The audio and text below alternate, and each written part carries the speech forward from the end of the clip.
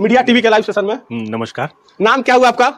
रमेश कुमार यादव। रमेश कुमार यादव कहाँ के रहने वाले हैं? हम मऊ के जो है रहने वाले हैं। उत्तर प्रदेश के मऊ जिला के रहने वाले रमेश कुमार यादव जी हैं, जो इस फिल्म को, वेब सीरीज को डायरेक्ट कर रहे हैं। क्या है इस फिल्म का बजट? सीधा सवाल। देखिए, बजट तो अभी जो है कुछ मोटा-मोटी रेंज वैसा बताइए, नहीं आंकड़ा है। बताइए। अभी बजट जो है कुछ वैसा नहीं है।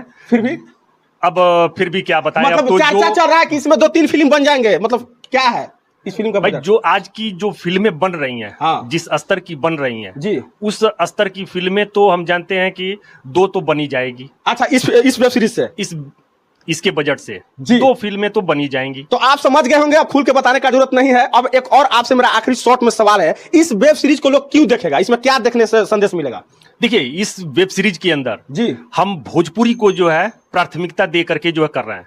क्योंकि प्राथमिकता इसलिए जी, कि जो आज भोजपुरी का स्तर लोगों ने गिरा दिया है, जी, भोजपुरी के नाम पे जी। लोग देखना पसंद नहीं करते हैं, जी। उनके लिए है कि ये हमारी वेब सीरीज जी। भोजपुरी भाषा में जो है जी। एक अच्छा जो है संदेश लेकर के जाएगा।